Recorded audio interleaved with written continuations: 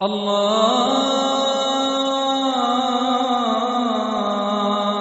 أكبر الله أكبر الله أكبر الله أكبر.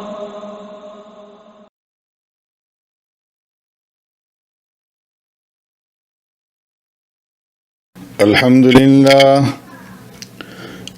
لله وكفى والصلاة والسلام على سيد الرسل وخاتم الأنبياء أما بعد فأعوذ بالله من الشيطان الرجيم بسم الله الرحمن الرحيم سيقول السفهاء من الناس ما ولاهم عن قبلتهم التي كانوا عليها قل لله المشرق والمغرب يهدي من يشاء إلى صراط مستقيم صدق اللہ مولانا العظیم.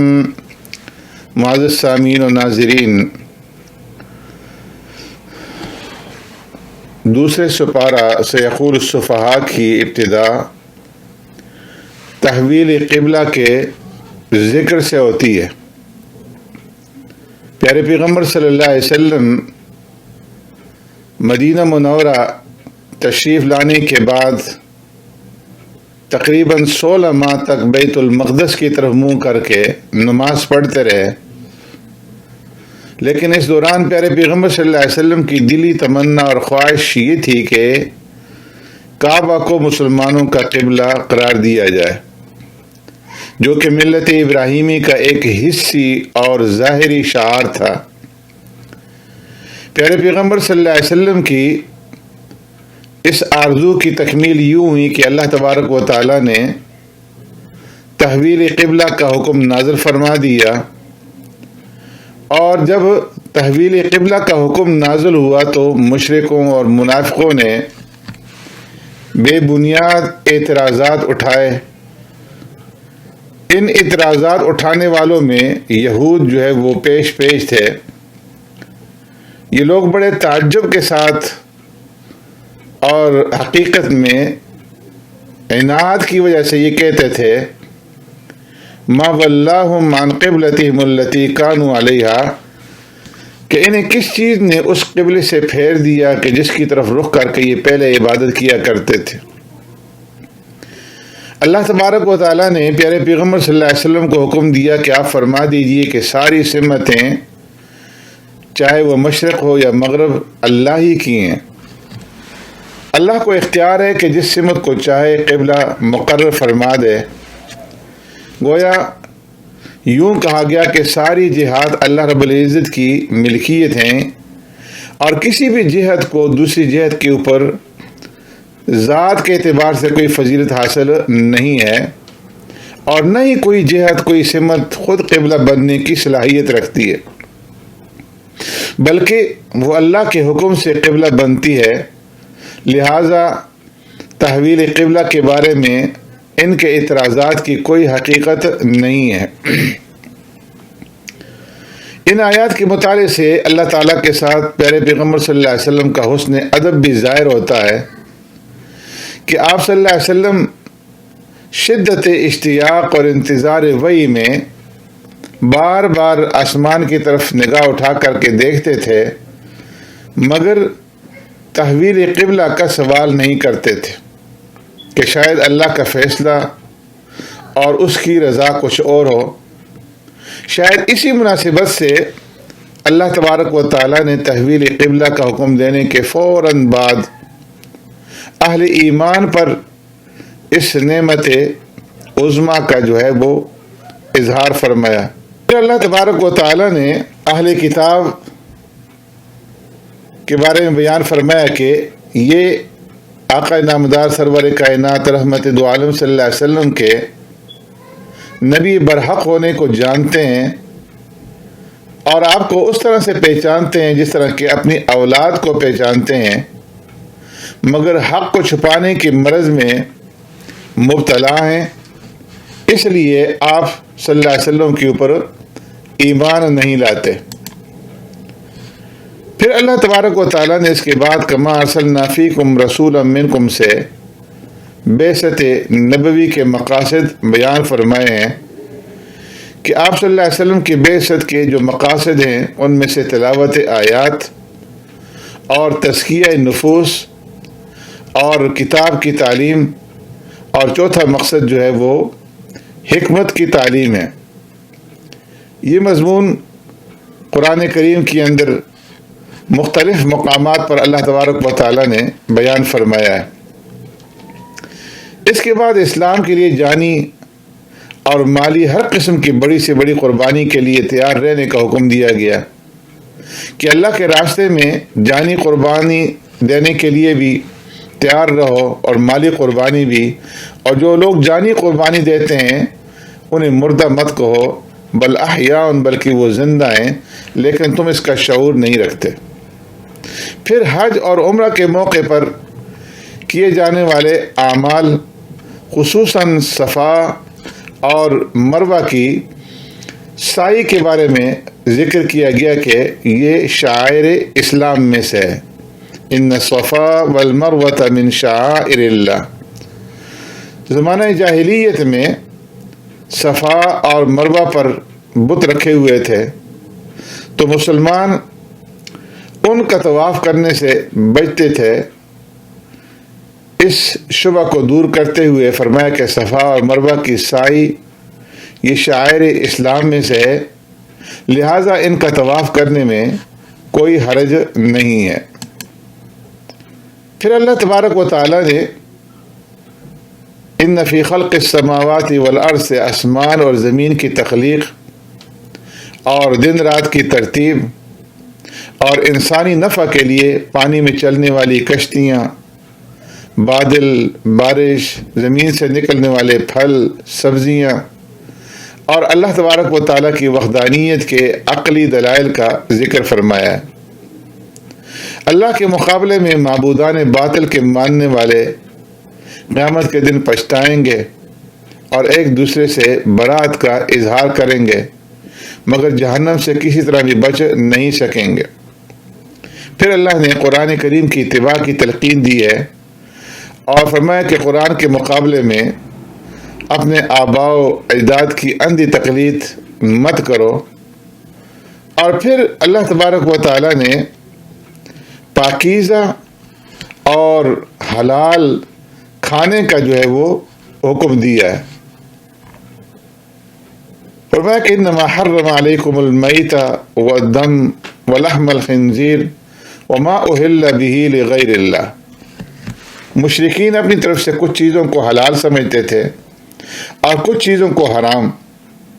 یہاں اللہ تبارک و تعالیٰ نے ان کی تردید فرمائی کہ جن چیزوں کو اللہ نے حرام قرار دیا ہے وہ حرام ہے، اور خاص طور پر 4 چیزوں کا یہاں پہ ذکر کیا گیا کہ مردار اور بہنے والا خون، خنزیر، اور وہ جانور جس پر غیر اللہ کا نام لیا گیا ہو۔ پھر اللہ تبارک و تعالیٰ نے تحویل قبلہ کی بحث کو سمیٹتے ہوئے لیس البر ان تولوا وجوہکم قبل المشرق والمغرب سے آخری اور فیصلہ کن بات ارشاد فرمائی ہے، جس کا حاصل یہ ہے کہ حقیقی نیکی کا معیار مشرق اور مغرب کی طرف رخ کرنا نہیں ہے، بلکہ حقیقی نیکی کا معیار یہ ہے کہ عقائد، اعمال، معاملات، اخلاق، سب کا رخ جو ہے وہ صحیح ہو۔ اللہ کو راضی کرنے کے لیے صرف چہرے کا رخ ہی نہیں بلکہ دل اور پوری زندگی کا رخ بدلنا بھی ضروری ہے۔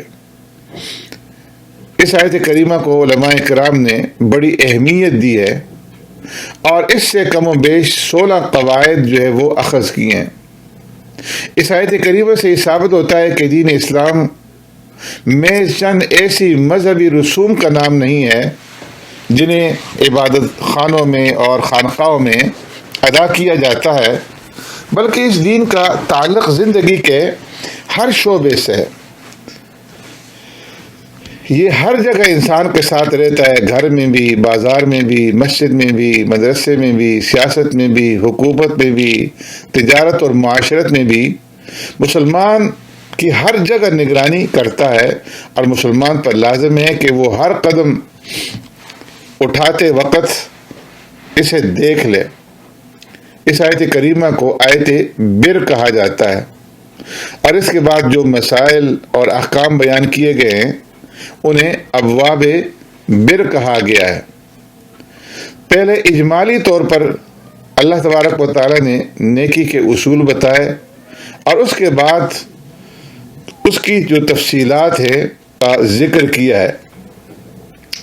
یہ احکام مسلمانوں کی معاشی، معاشرتی، تجارتی، ازدواجی اور جہادی زندگی سے متعلق ہیں، اور پھر اس کے ساتھ ساتھ شریعت اسلامیہ کی بنیاد کا ذکر کیا گیا کہ یہ عدل کے اوپر ہے۔ اسی لیے مسلمانوں پر قصاص فرض کیا گیا ہے کہ مقتول کے بدلے قاتل کو بھی قتل کیا جائے گا، چاہے مقتول اور قاتل کے درمیان سماجی، خاندانی، مالی، جسمانی اعتبار سے کتنا ہی تفاوت کیوں نہ ہو۔ اور فرمایا کہ وَلَكُمْ فِي الْقِصَاصِ حَيَاةٌ، قصاص میں اے ایمان والو تمہارے لیے زندگی ہے، قاتل کی بھی اور مقتول بھی کی۔ جب قاتل کو اپنے جرم کی سزا ملنے کا یقین ہوگا تو وہ شدت غضب کے باوجود اپنا ہاتھ قتل سے روک لے گا۔ اس کے رک جانے سے مقتول اور قاتل بلکہ ان کا خاندان بھی قتل و قتال سے بچ جائے گا۔ اسلام نے قتل کی سزا میں رحمت اور عدل دونوں چیزوں کو جمع کیا ہے۔ پر میں مقتول کے اولیاء اور ورثاء اگر قصاص کا مطالبہ کریں تو یہ عدل ہوگا، اور اگر وہ معاف کر دیں یا دیت لینے کے اوپر راضی ہو جائیں تو یہ فضل اور احسان اور رحمت ہوگی۔ اس کے بعد فرمایا کہ ایسے صاحب مال جسے اپنی موت قریب آ جانے کا احساس ہو جائے تو اس پر لازم ہے کہ وہ اپنے مال کے بارے میں وصیت کرے۔ تو کتب علیکم اذا حضر احدکم الموت ان ترک خیرا الوصیۃ للوالدین، اس آیت میں وصیت کا حکم بیان کیا گیا ہے کہ فوت ہونے والا اپنی وفات سے پہلے اپنے والدین اور دیگر رشتہ داروں کے لیے وصیت کرے کہ کس کو کتنا حصہ ملنا ہے۔ اس آیت کے نزول سے پہلے ورثاء کے حصے متعین نہیں تھے، اور مرنے والے کا سارا ترکہ اس کے لڑکوں کو ملتا تھا۔ اس لیے اس آیت میں والدین اور دوسرے رشتہ داروں کے لیے وصیت کرنے کا حکم دیا ہے۔ اور پھر فرمایا کہ ہر عاقل اور بالغ مسلمان پر رمضان المبارک کے مہینے کے روزے فرض ہیں۔ روزے اگر واقعی تمام آداب کا لحاظ رکھتے ہوئے رکھے جائیں تو انسان میں تقوی پیدا کرنے کے ساتھ ساتھ انسانی احساسات کو بھی بیدار کرتے ہیں۔ جس مہینے میں روزے فرض کیے گئے ہیں اسے یہ خصوصیت اور فضیلت بھی حاصل ہے کہ اس میں قرآن جیسی عظیم الشان کتاب کا جو ہے وہ نزول ہوا، اور اللہ تبارک و تعالیٰ نے ماہ رمضان کی فضیلت شہر رمضان الذی انزل فیہ القرآن سے بیان فرمائی کہ رمضان المبارک کا مہینہ یہ وہ مہینہ ہے کہ جس میں قرآن کریم کا نزول ہوا۔ دن کو مومن بندہ روزہ رکھتا ہے اور رات کو قاری قرآن اور حافظ قرآن 20 رکعت تراویح میں قرآن کریم کی تلاوت کرتا ہے۔ اس لیے اس ماہ مبارک میں زیادہ سے زیادہ قرآن کریم کی تلاوت کا اہتمام کرنا چاہیے۔ پھر اللہ تبارک و تعالیٰ نے اپنے بندوں کے اوپر اپنی شفقت کا اظہار کرتے ہوئے وَإِذَا سَأَلَكَ عِبَادِي عَنِّي فَإِنِّي قریب سے مانگنے کا ڈھنگ سکھلایا ہے کہ اللہ رب العزت اپنے بندوں کے اوپر بڑے شفیق اور مہربان ہیں، اور جو بندے اس سے مانگتے ہیں تو وہ ان کی مانگ کو پورا فرماتے ہیں۔ پھر اس کے ساتھ ہی جو ہے اعتکاف کے مسائل اللہ تبارک و تعالیٰ نے بیان فرمائے ہیں کہ رمضان المبارک کے آخری عشرے میں اعتکاف جو ہے یہ سنت مؤکدہ علی الکفایہ ہے. مرد حضرات مساجد میں اعتکاف کریں گے، ایسی مساجد جہاں پر باجماعت نماز ہوتی ہو، جبکہ خواتین اپنے گھروں میں مخصوص جگہوں میں اعتکاف کریں گی. پھر کسی بھی باطل اور ناجائز طریقے سے مال کمانے کے بارے میں ذکر فرمایا گیا ہے کہ باطل اور ناجائز طریقے سے مال کمانا جائز نہیں ہے، خواہ وہ جوئے کے ذریعے سے کمایا جائے، چوری کے ذریعے سے، غصب کے ذریعے سے، رشوت کے ذریعے سے، یا ناجائز طریقے سے خرید و فروخت کے ذریعے سے. پھر اس کے بعد اللہ تبارک و تعالیٰ نے یسألونک عن الاہلہ سے قمری تاریخوں کا استعمال بیان فرمایا ہے کہ قمری تاریخوں کا استعمال یہ فرض کفایہ ہے اور اسلامی شعار بھی ہے، اور کئی عبادات کا مدار ان قمری تاریخوں کی معرفت کے اوپر ہے. پھر اللہ تبارک و تعالیٰ نے اس کے بعد مسلمانوں پر جہاد اور قتال کے فرض ہونے کا ذکر فرمایا ہے کہ جہاد کا مقصد اعلاء کلمت اللہ ہے، جو حق اور باطل، خیر اور شر کے درمیان ٹکراؤ جو ازل سے ہے اور ابد تک رہے گا، اس لیے جہاد بھی ہمیشہ سے ہے اور ہمیشہ رہے گا. مسلمانوں پر لازم ہے کہ وہ جہاد کے لیے ہمیشہ تیار رہیں اور دشمن کے سامنے کمزوری ظاہر نہ کریں، ورنہ جرم ضعیفی کی سزا مرگ مفاجات کے سوا کچھ بھی نہیں.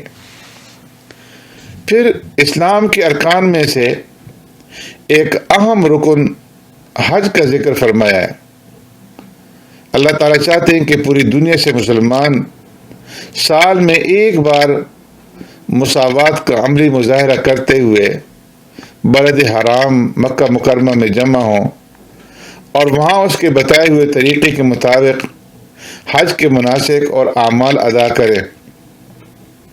حج کا احرام چند مخصوص مہینوں میں باندھا جاتا ہے، البتہ عمرے کا احرام پورے سال میں کسی بھی وقت باندھا جا سکتا ہے. حج کے دنوں میں تجارت کرنا، خرید و فروخت کرنا یہ جائز ہے.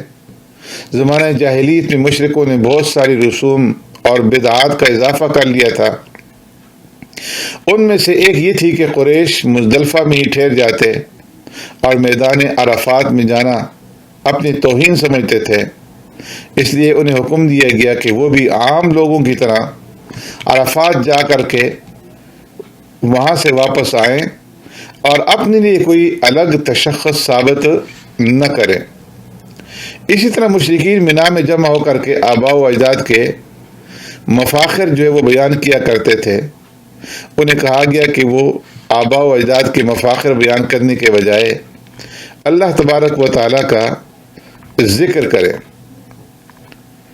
حج اسلام کے بنیادی ارکان میں سے ایک اہم رکن ہے. حج میں 2 ارکان ہیں، ایک وقوف عرفہ، دوسرا طواف زیارت، اور 5 دنوں میں 5 مقامات پر 7 عبادت کرنے کو حج کہتے ہیں. اور حج کے 5 دن ہیں، 8، 9، 10، 11 اور 12 ذی الحجہ. اور حج کے 5 مقامات ہیں بیت اللہ، صفا، مروہ، منا، مزدلفہ اور عرفات. حج کی 7 عبادتیں ہیں: احرام، طواف، سعی، وقوف، رمی، قربانی اور حلق یا قصر. سبحانک اللہم و بحمدک نشہد ان لا الہ الا انت نستغفرک و نتوب الیک.